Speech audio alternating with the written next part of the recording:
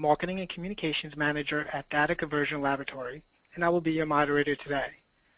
Before we get started, I wanted to let you know we will allow time at the end of the webinar for Q&A, so please write your questions in the chat area as they come to mind. If we don't have time to answer them all, we will make them available on our website. Next slide, please.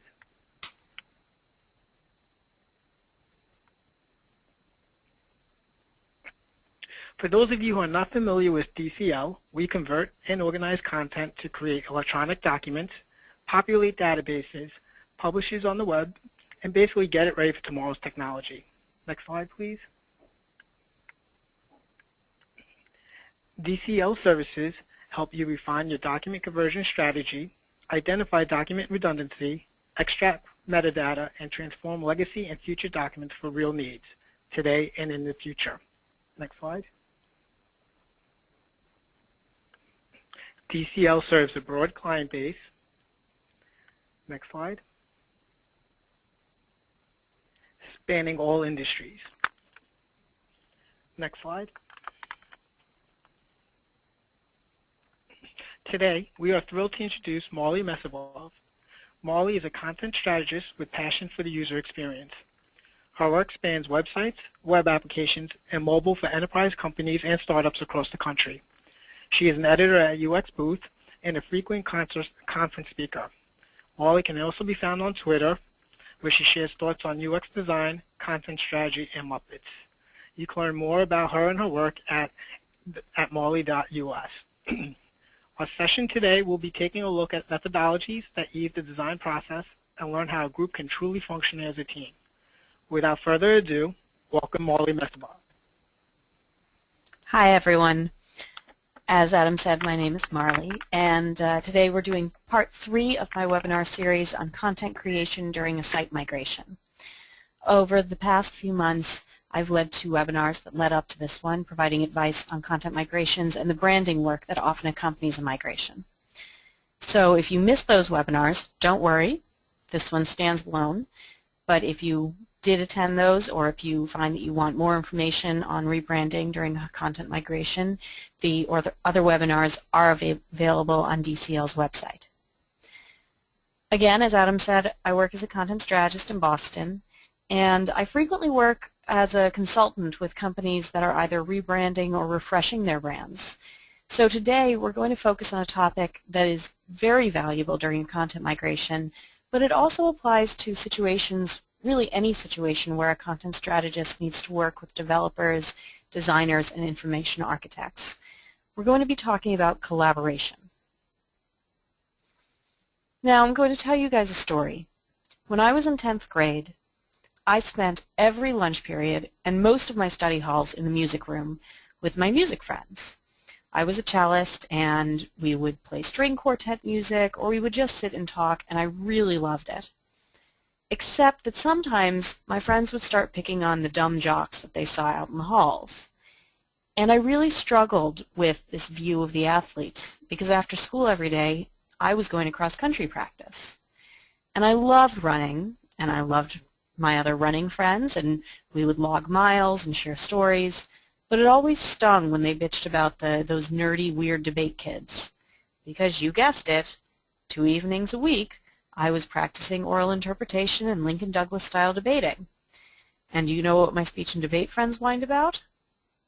Well, they were fun people, but they really hated the stuck-up jerks in the music program. And this was just incredibly frustrating for me. And these days, as a copywriter turned project manager, turned UX consultant, and now as a content strategist, I get that same queasy feeling in my stomach when I hear content managers frustrated with content strategists, and content strategists annoyed with information architects, and IAs going crazy over development decisions. I feel like I've been in a lot of these roles, and as a project manager, I learned to rely on my developers. And now, as a content strategist, I really, really love working with good project managers. And it's tough. And I know a lot of you are probably have had situations like this where you're working with people where it is frustrating and you're thinking, just because you understand the other side of it doesn't make it any less difficult to work in teams. It's a lot easier when we just have our content strategy team and we're left to our own devices and we're able to work on the pieces that we need to work on. But the thing is, we're not able to do that anymore. That's called a silo. When we talk about silos, we're talking about teams or team members working in isolation and then passing a product as though on a conveyor belt without communicating. And those silos, they're coming down now. And there's a really good reason for them coming down. I want you to imagine a company where a software product is created, but the designers are on one floor and the developers are on another floor, and the content team is in a completely other building. Rather than send emails to each other, they upload their completed work to a server where it is then passed along to the next person. So one day we've got this UX designer and he looks at the completed application that's been created and he realizes, he's looking at this completed design rather, and he sees this video in the middle of his beautiful banner. And he says, who put the video on the screen? It looks terrible. So he storms into the content office and he says to the content people, why did you put a video there? And the content strategist says, well, I needed to put it somewhere. Why didn't you design a place for the video? So they sit down and they say, all right, we miscommunicated. Fine. We'll work on this. We'll redo the design work. Great. So now the UX designer has a video included in his design. The content strategist is happy. They upload that and they send it along to the developer. The developer takes one look at this beautifully redesigned application and says, no, no, no. I don't have nearly enough time to develop a customized element for this video or for this redesign. The scope I drew up assumed we were following a very strict pre-designed template. This probably sounds very familiar. You've probably experienced this. This is the problem that we run into with silos. So now, silos and tearing down the silos has become an incredibly popular phrase to hear. And the reason is it's time for the silos to come down. We have so many options available to us, so many ways that we can be learning about our users and so many different experiences that we can be creating that we can't keep working in isolation because we can't make those assumptions about what the developer was basing his scope on or what the designer was basing his scope on. So it's time for the designers, the developers, and the content strategists to all work together to design these applications, to do our redesign, to create our scopes. This comes up really more than any other time during a content migration, and it comes up because, as we discussed in the last two webinars, content migrations are a time of change. This is the type of situation where the jocks and the music nerds and the debate geeks all need to work together to make something better. So today, I'm going to review with you 10 tips from high school that will help us work together, and through that, it will help us work more happily and more effectively. Number 10, use I statements. Information architects and content strategists struggle to work together for one reason more than any other, and that's because we have too much overlap. Think about the navigation on your website. Who created it? Was it an IA or was it a content strategist? Both of them are fully capable of doing that, and both of them are often asked to be responsible for creating navigation, but they approach it from different directions. So it's easy to assume as a content strategist that I know why an information architect made a particular choice. It's really easy for me to see something and just say, well, he just doesn't know what he's doing, or she made a terrible decision. But instead, if I take a step back and use an I statement, I might, instead of saying, why would you do that, I might say something like, I noticed that you put this here. Can you explain it to me? It's not something I've seen before. For example, I was recently working on a project to launch a website, and I was working with an IA and a developer and a designer. And we structured the project with the plan that we would first finalize the design concepts and then build out a prototype with the actual content. So I was going to work very closely with the developer. But after our second review of the designer's concepts, all of a sudden the IA came up with this sitemap, and it made absolutely no sense to me. And he brought it into our next meeting, and it seemed as though he had just purposely ignored all the work I had put into the content audit that I had shared with everyone, and he had built this sitemap that didn't even use half of the content. And I prepared for my next meeting as though I was going into battle. I had my war paint and everything. I walked into that meeting, and I wanted to say, what were you thinking? Or even, have you had time to review the content audit? But I was nervous because I know this is a messy area. And I was concerned that both of those were going to come across as very aggressive. And I didn't mean it to be aggressive. I just legitimately wanted to know what he was thinking and whether he had had time to review the content audit. So I tried to put it into an I statement. I said, I had assumed that we were going to have a brainstorming session to build a sitemap together. And the IA said, absolutely. And then I was even more confused. I said, okay, but you already have a sitemap, I think. And the IA said to me, well, yeah, I put together a sitemap just to see what a main nav would look like with content. I know it's the wrong content. It wasn't a choice I would have made, but once I understood, I had made that assumption before that I understood where my IA was coming from, but I don't. I'm not inside his head or her head. And once I just explained that this is just coming from me, it's not aggressive and it's not making assumptions, it made it much easier for us to work together. And that brings me to number 9. Along with using I statements so that I don't come across as aggressive when I'm not trying to, I have to be willing to admit that I don't know everything.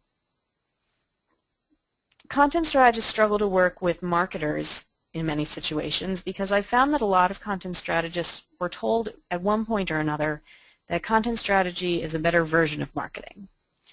Essentially, it turns into this, anything you can do, I can do better. And I see where it's coming from. Content strategy is a brand new field. It's been around about 10 years now, and compared to marketing, which if you watch Mad Men, it certainly seems like it's the same stuff that we're doing now. Not that that's historically accurate, but that's where a lot of these assumptions come from. We see marketing as something that our parents did, and now content strategy, we're the new face of marketing. But that can cause a problem. About a year ago, I walked into a meeting where everyone in the room was at least 10 years older than me. I was responsible for presenting a content strategy to the team, and I didn't get 2 sentences in before someone from the marketing department interrupted me. I was really frustrated, and I wanted to just push back and prove my point, but the first thing that went through my head was, this guy has been working in marketing and in the web world for at least 10 years longer than I have. He probably interrupted because he knows a lot that I don't. And then I started realizing that there are even aspects of content strategy, an area that I specialize in, that I don't know everything about. There are definitely areas in content strategy that he hadn't heard of, but I still had a lot that I could learn from various specialties that he had worked in. And I really hope that if I'm still working in content strategy 20 years from now, and someone comes into the room who has 10 years less experience than I do, that I'll be able to remember that I have something that I can learn from this different background. Each and every person that we work with came to their field through a different path. And all those different backgrounds and those different specializations mean that we know different things that are helpful to one another. This is something that I really want to come back to because this is the essence of breaking down silos. It's the recognition that, yes, it's easier to work with our own field, but this recognition that other people are experts in areas that we are not means that we need to rely on each other and share our perspectives. So I always try to admit that I don't know everything, and I try to remember that regardless of the age of the people in the room or regardless of their fields. And it can be tough. But on the flip side, we also have to remember that they don't know everything. We can't become so dependent on our colleagues' knowledge that we forget to be compassionate for what they don't know. When I was speaking with the marketer who had 10 years more experience than I did, I could have easily shifted to the other end of the spectrum and really relied on him to know just everything. And that means that I'm expecting him, with a totally different specialization, to know, in addition to everything he knows, everything that I know, things he has no background in. More specifically, let's take developers, for example. I get this sense sometimes when I'm in a meeting with developers that they've come from Jupiter. They're from some other planet where everything that we do here on Earth is backwards, and yet they can't seem to explain to me why everything is different where they come from. They know so much about this huge area where I am not an expert, and I forget that that means they don't necessarily know all the things that I find to be obvious. I was talking to my father about this a few weeks ago, and he reminded me of a phrase that he often uses. When my father is baffled by someone's lack of knowledge, for example, if he meets someone who doesn't know the name of every member of the New York Mets, he says, well, he wasn't born with that knowledge in his diaper. It's his way of remembering that even the most obvious things are new to someone. And for me, it helps me to remember that developers don't necessarily know things that seem obvious to me as a content strategist. In fact, a developer has had a totally different set of training from me. And so it's my job to be patient.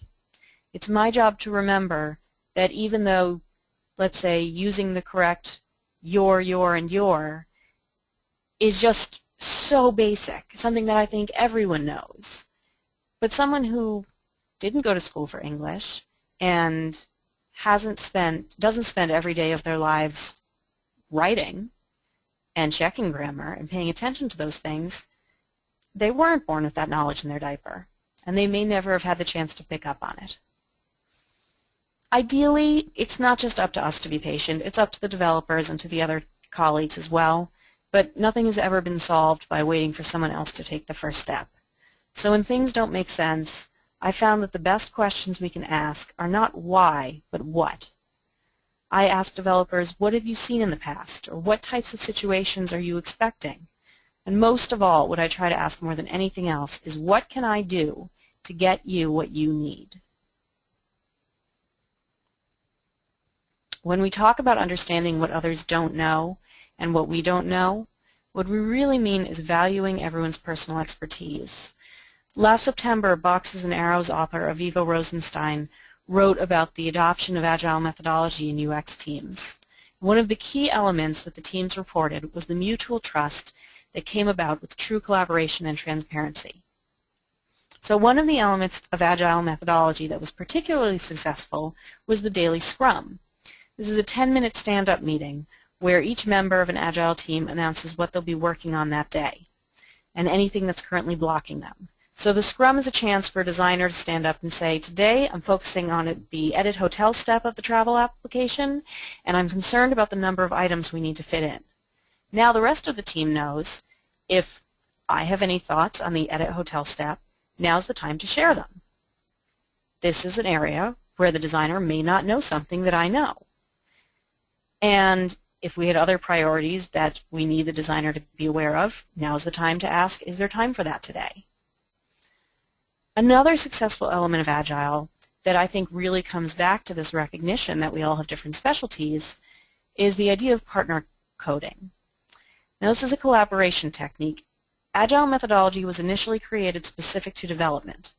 And partner coding had two developers working side by side, there to ask one another for help or work together through tough problems. Two heads are better than one. But it adapts really well to UX design. You can either set two designers or two content strategists or two IAs side by side working on A and B variations of the same thing or talking through a flow together. And it can also work well when mixing and matching a designer and an IA or a content strategist and a developer. The key is that the pair needs to recognize they are not just successful when both partners have finished their tasks. They're successful if both partners finish their tasks and are both aware of what the other has been working on and has looked it over and has added their own personal expertise to it. Number 7, we need to set our expectations.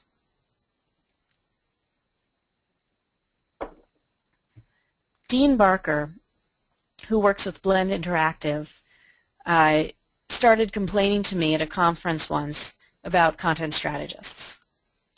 He said, you know what your problem is? He said, you content strategists, you guys think that we, the content managers and the clients, we mess everything up. You come in with these totally unreasonable ideas for governance or for how a CMS should be structured, and then I just screw everything up for you by expecting something I can, actually work with. And I said, well, what can you work with? And he said, well, I don't necessarily know yet. So I thought about that and I said, okay, all right, let's compromise here. It sounds to me like what you're saying is that you need me to come up with something, anything, just so you can look at it and pick out what will work and what won't work. So maybe if I were to show you my ideal strategy, then you can look at that and that will give you something to go off of. You can look at that and say, well, this part's possible and this part you need to totally redo. And he agreed. So what that says to me is that even after telling me that he feels that content strategists have unreasonable ideas, which has come from his own experience working with content strategists, he approved me as this hypothetical content strategist for his company to come up with as many unreasonable ideas as I wanted, because really that's what an ideal strategy is. It's ideal. It's not necessarily reasonable, because we don't have any constraints to work with. But as long as we both knew the expectations, reality wouldn't be a mean kick to the ball of our dreams. Instead, I would walk into that first meeting assuming that my work was going to be thrown away. I wouldn't put a ton of time into it. I would take maybe a generic ideal product, or I would lay out 3 possibilities, or even just one really rough sketch, because I knew that this work is most likely going to be thrown away in favor of something else once I knew what the guidelines were. And Dean would know, walking into that meeting, not to expect a finished product. In fact, he knows that I'm not bringing in a started product. He knows I'm bringing in something for him to reference to get him started explaining what he needed. It's that setting expectations is really the key there, because otherwise we would both walk into the meeting the exact same way. Since I have no constraints, I would create an ideal strategy, and since Dean doesn't know what he wants, he'd come in ready to pick it apart. But this way we both know that that is the expectation, and he's not secretly hoping that I will have guessed everything he wants, and I won't be thinking that this is the final product. Now, changing gears a little bit as we come to number 6, we need to keep our eye on the prize. The worst part about disagreeing with someone else on your team is the feeling that they are preventing you from doing your job and from finishing the product. And this is completely bizarre, given that they're supposed to be helping. Sometimes, yes, sometimes you'll end up with a coworker who is just a pain, but there are still things we can keep in mind. Here's the thing. I like my job, and generally I like my clients, and I'm guessing that you do too. In fact, you seem to like your job so much that you are interested in attending this webinar just so that you can learn extra tips and suggestions for getting even better at your job. Our projects are often really enjoyable, and even when they're stressful, we can take great pride in doing our work well and having a fantastic finished project. So when the user researcher on my project says that he has already planned on doing all the ethnographic interviews, yeah, it's frustrating. I had planned on doing those myself. But it's not worth fighting about because our goal is the same. We want to learn about our users. And with that in mind, the most productive thing I can do is to think about alternatives. It reminds me of an issue that I often see when I'm driving. Someone will be driving in the right lane and realize his left turn is coming up in half a block. So he cuts across 3 lanes of traffic to get over to the left lane, which causes all the rest of us to slam on our brakes and causes a bit of a traffic jam, or in a worst case scenario, an accident. Now what if instead the driver had considered an alternative, such as driving to the next block to take the time to merge more slowly and make the next block's left turn, going a block out of his way, but letting the overall group have a smoother drive. The same thing is true when we work on a project together. If we get stuck in these ideas where there is only one way that we can do our jobs, or there is only one way to have the project go smoothly, and we need to not only consider our favorite options. Yes, the left turn that doesn't add 2 minutes to the drive, that's the favorite option. But we need to consider our alternatives as well. Now, as long as I keep that goal in mind and I remember that the project will go more smoothly if we work together, I can come up with alternatives. For example, I might ask the user researcher if I can sit in and listen to the interviews. It's very unlikely that he'll say no to that. And if it turns out when I'm sitting in the interviews that he is just asking terrible questions, I can pass him notes, adding questions of my own.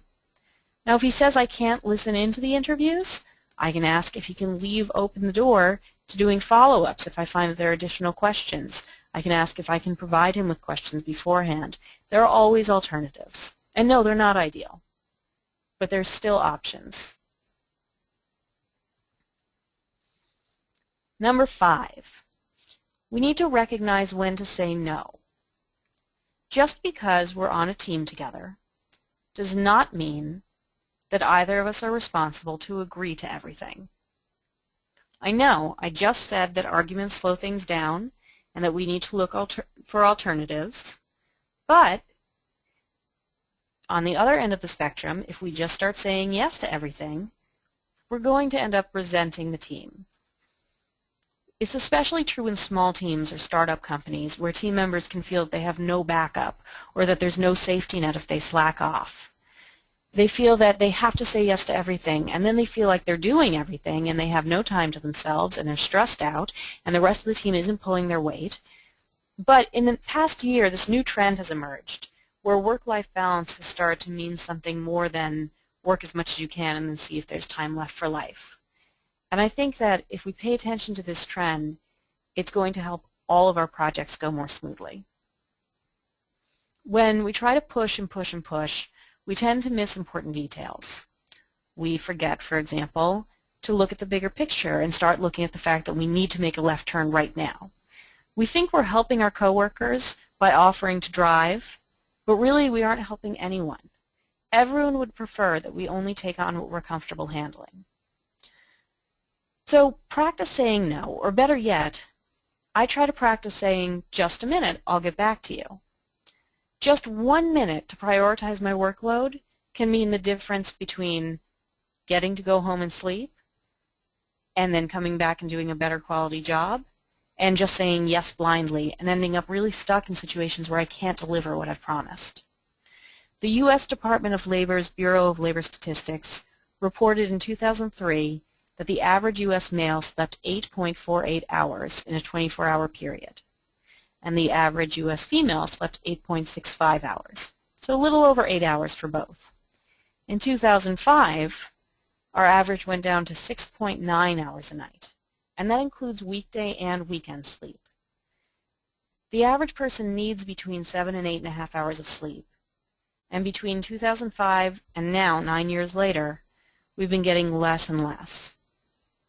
It's dangerous, and we need to make sure, both for our own personal health, but also, you know, a lot of people feel that it's tough to go to a colleague or to go to a boss and say, I need the time to go home and sleep. It makes it feel like they're not going to give us the work next time because we couldn't handle it. But that's not the only situation. We can also think about it in terms of the quality of our work. Doing 10 hours of work sleep-deprived probably means having to redo a bunch of that work because we've made mistakes. Coming back with a fresh set of eyes will actually improve our projects. Number 4, don't beat a dead horse. I mentioned earlier I started my career in UX as a project manager. I worked at a UX agency and that's where I began to learn all about creating positive user experiences, and I slowly migrated from project manager into content strategist. Well, back when I was just starting and I was working as a project manager, I was responsible for ensuring that everyone on my team met their deadlines.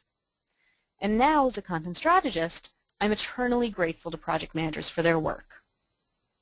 I'm so glad it's not my job to ensure that other people meet their deadlines. I'm so glad that I don't need to worry about taking every single note at a meeting, and that's fantastic. But I do find myself at a loss when another team member is holding me up.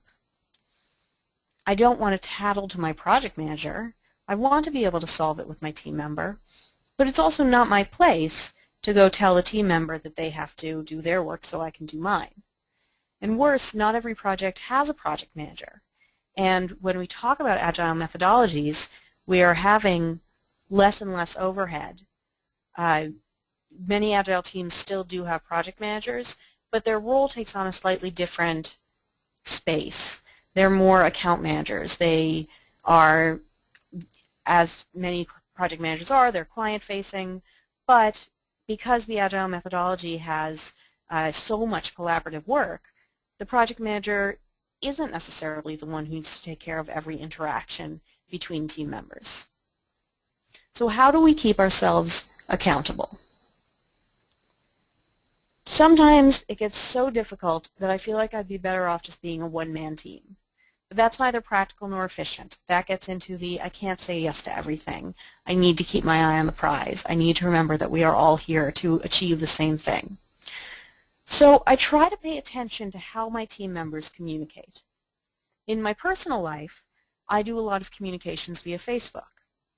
But I know that the best way to reach my mom will always be a phone call, and my sister responds best to text messages. And I even have a few friends who are on their phones all the time, but not to talk. They answer emails, and they'll answer an email within minutes, but a text message they'll never respond to. So the same thing is true when it comes to communicating with team members. Sending an email is for most of us a go-to. It makes sense. We need to have things documented. We want to have everything in one place. It makes sense. But if I don't get a response in a timely manner, and I notice that this is actually a pattern, I can't just keep sending emails that aren't being responded to. It's time to either stop by my coworker's desk or give him a phone call. I can always send an email follow-up later saying, as we discussed, and just pointing out everything to have it documented and keep my project manager in the loop. But I don't want to waste 20 hours a week on emails. Studies have shown that this is the average number of hours a week that are spent sending emails that are not read. We want to find the best ways to communicate with our individual teams, just as we craft messages specific to our individual audiences as content strategists. And the best part is, we don't have to do guesswork. When we want to learn more about our audience, to craft individual messages to them and make sure that it is absolutely hitting our target, we ask them. We do research. It's pretty easy to do research on our coworkers. Do they respond to emails? Do they respond to texts? You can even ask them. Coming down to the final three. So number 3 is grab a stress ball. We've been talking about a lot of useful tricks for working with others. You know, we're in a new era here. We're in this new collaborative, silo breaking down era, and it means that we've got all of these skill sets that are essentially soft skills rather than hard skills. And a lot of people who either went to school for design or have just learned through experience have spent a lot of time studying these hard skills. And what we've been talking about today, they're soft skills. They're things that are not as easy to say as take a tutorial to learn Photoshop. But one of the soft skills that we've been sidestepping is the fact that we are human beings, and sadly, human beings don't always get along. We are the only species on the planet that consistently attempts to kill others of our own species. Doesn't that make you feel warm and fuzzy? And while the workplace disputes, I hope, never turn to murder in anyone's case, they do leave us seething. It's difficult enough to handle working with a designer I like who has no idea why I want to dig into creating content before defining a layout. But it's a million times worse if there is any stress attached. For example, if the designer is actually kind of a jerk. There's a Liberty Mutual commercial that I really like that says, "Even when we cross our T's and dot our I's, we run into problems, namely other humans." We try to pretend that work is this place to be purely professional, but we spend close to a third of our adult lives in the workplace, and naturally we're going to have good days and bad days. We're going to have good coworkers and bad coworkers, and if it hasn't happened yet, I can guarantee a day will come when no amount of repeating the mantra, "This person has specialized information that is valuable to me. This person has specialized information that is valuable to me." No amount of repeating that is going to help. No amount of keeping your eye on the ball, like you're just having a bad day. And the coworker is going to be a pain at the wrong moment, and even though we all want the same thing in the end, and even though we've tried very, very hard to set expectations, we're just stressed out. So enter the stress ball. It can be an actual ball. It could be a song you play or a snack you keep handy. I keep a Peter Pan toy in my desk. It always makes me smile. And something about that reminds me I have emotions, and that's okay. Some people count to 10. Some people need a drink of water. It gets back to that suggestion I made earlier. Say, "I need a minute. Can I get back to you?" The comedian John Mulaney says that as an Irish man, he was taught to hold all of his emotions right in his chest. He was taught, just keep them right there, never let them out, and then one day you'll die and not have to worry about them. That might work for John Mulaney. That may work as a comedian, but it doesn't make for good communication, and it doesn't make for good collaboration in our offices. There was actually a study done on thought suppression in 1987. The participants were asked to try not to think about a white bear for 5 minutes. And then for the next 5 minutes, they were asked to think about a white bear. Now, during the experiment, they shared whatever thoughts they were having, and each time they thought of a white bear, they rang a bell. The participants who first tried to suppress their thoughts rang the bell almost twice as often as the participants in the control group. So it appears that the very act of first trying to suppress a thought makes it fight back all the stronger. The researchers of that study developed a theory that our brain is checking to make sure it's not thinking about the thing we don't want to think about. And that's why we continue to think about it. If we are sitting there saying, "Don't be angry, don't be angry, don't be stressed, keep your eye on the prize and just don't think about how obnoxious this coworker is," all we're going to be able to think about is our frustration with the coworker. So we need to acknowledge that we have emotions, even when we don't like them. Then we can let go of them and move around them. So for some people in this webinar, I know this webinar, as I said, has been much more about soft skills as opposed to the other 2 webinars we've had this spring, which have been about the hard skills. Never fear. Item number 2, play some games. I've got some hard skills for you right here. Even if you are doing everything in your power to be a good group member and to follow all of those great soft skills, you cannot ensure that everything's going to go smoothly. So, Dave Gray, Sonny Brown, and James Macanufo collected a vast array of exercises for the workplace, which they put together about 4 years ago in 2010 in a book called Game Storming. I cannot recommend this book enough. Game Storming, it's on Amazon. The game storming activities are based on the theory that games come naturally to human beings, whether we're talking about tic-tac-toe, Monopoly, Settlers of Catan, hide and seek, Risk, Mario Brothers, Assassin's Creed, any of those. These games come naturally to us. We always enjoy them. Since team brainstorming can be challenging, but games come naturally to us, game storming activities are essentially group activities to help work feel more like games and to produce results. So having employed game storming activities over and over, I can say with certainty that their theory is correct. The activities are geared towards adults, so even the busiest and the most serious team will never feel condescended to, unlike with a lot of team building activities. We are not doing trust falls here. These activities are intended to help move our work along, and each activity has a different focus. So for example, if there is one member on the team who talks over all the rest, a post-up might be useful. That's a game storming activity where each member writes down the features they feel are most important in the product, and then all the sticky notes get put on the wall where they get all mixed up so that nobody owns any particular feature anymore. The team can see where they all felt similarly if they see the same feature written down multiple times, and where there are contradictions. And they see things that might not have come up in a discussion.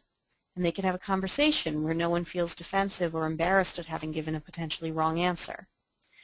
There are activities in the game storming books for creating empathy maps, evaluating priorities, crafting elevator pitches, lots of situations. And there's a website, gogamestorm.com, that has a wiki where they've been adding more activities to it ever since 2010, so it's constantly being updated. So when in doubt, because honestly, it doesn't matter how hard you try to work well together, sometimes you just get stuck. So when in doubt, breeze through the game storming book, see if there's something there that can help. And finally, there's one more thing that can really help us when we're working in a team to make sure that we don't want to go retreat to our silos and to ensure that we're not going to act like high school students. And that is that we have to graduate. Here's the thing. When we were all in high school, we were insecure. We were uncertain about ourselves and our abilities. When I was in high school, I wanted to be a writer, and I wrote constantly. I wrote stories instead of paying attention in my science class. I told myself stories before I fell asleep at night. I wrote 2 novels while I was in high school, and I didn't show them to anyone.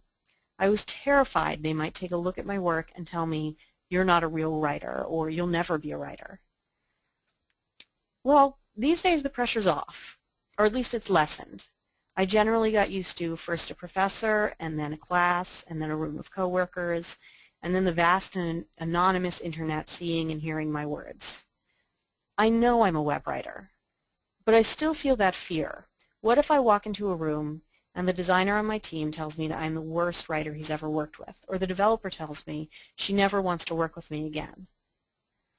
Well, I can't control what other people think, but I can tell all of you something that I try to remember myself. You're good at your job. I mentioned this earlier. We are all here today because we care about the content we put on the web. We're responsible for the content that will represent your client to the world, which is a huge responsibility. You are entrusted with the task of making the experience simple and valuable to every person who comes across your little corner of the web. So I want to leave you with the words of Michael Monteiro, a UX designer who I highly respect. He says of designers, "Act like the expert that people hired." He also says, "To build a better world, we must learn to become our best selves. We must look at our problems from diverse points of view. We're going to need everyone's help to do this." He's talking about not allowing misogyny to have a place in UX teams. But he's also talking about collaboration, accepting that we need to leave our individual, safe, perfectly separated by expert silos. And we need to discuss and feel emotions and get into debates and ultimately create a better product for it. Lastly, Monteiro says, "When you decided to become a designer, you accepted the role of gatekeeper with it. You are responsible for what you put into the world and for its effects upon that world." This is an amazing task to be responsible for, and we are all qualified. So let's graduate from high school, remember that we are good at our jobs, and work together to create a better web experience. Thank you.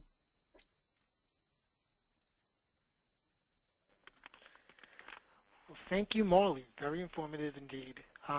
We have several questions that have been submitted. But people, please, if you have any, feel free to send them over via the chat function. And we'll just give that a couple of moments.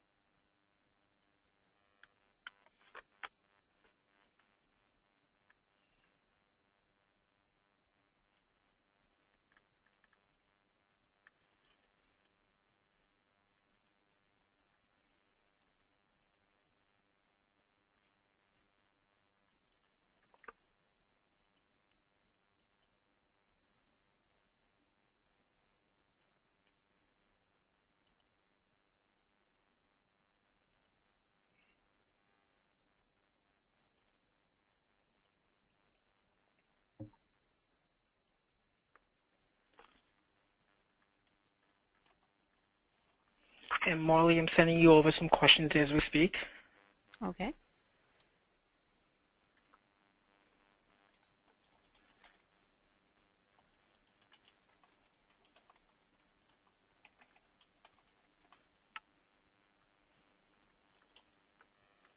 Did you want to read that first one aloud? Sure. So the first question, Marli, is do you think teams work more effectively with a team lead, like they have in Agile, than with a project manager? I think a lot of that depends on the team lead. There's a theory that people are promoted into incompetence, that essentially people stop being promoted when they stop being able to do their job well. And I have certainly seen team leads who have been promoted into this sort of manager position and this project manager position, and they are leads because they are excellent at their work. But that doesn't mean that they're excellent at management.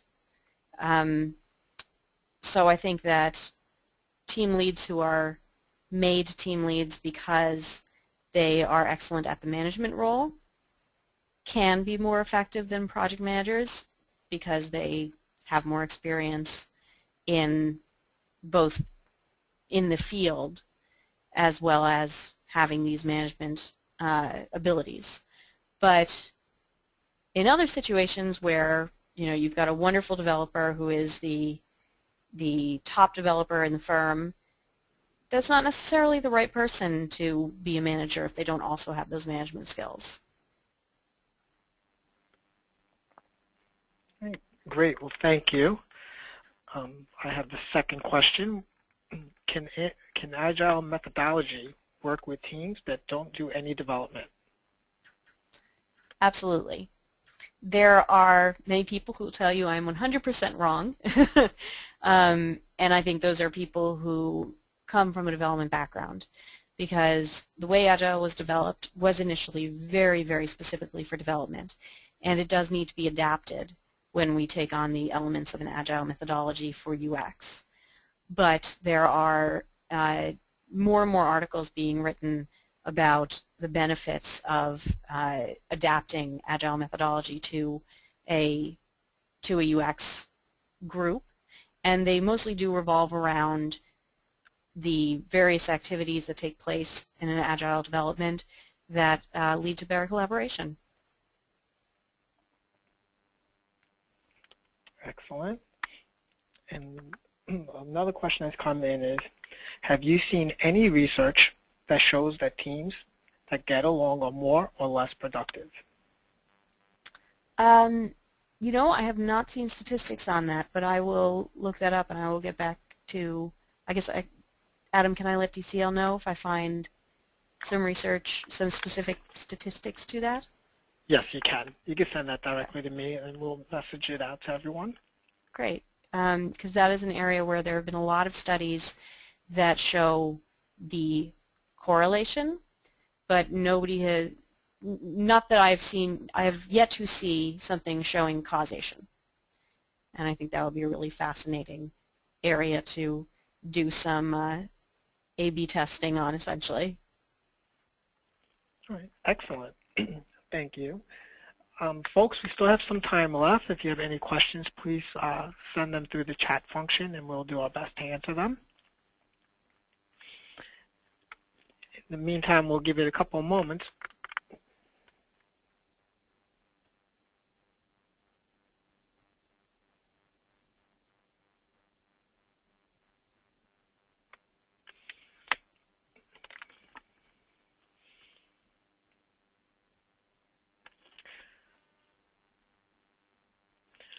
Well, thank you everyone for attending. This is going to conclude today's broadcast. If you do have any questions, please feel free to send them over to us at info@dclab.com and we'll do our best to answer them. You can access the recorded version from this webinar in the archive section of dclab.com. And our next webinar will be this Tuesday, April 1st. Following the Trends is your content-ready survey results presented by Dr. Joanne Hackles, President of Contact Services. Marli, thank you for this informative webinar, and everyone have a great day. This concludes this webinar. Thank you. Thank you.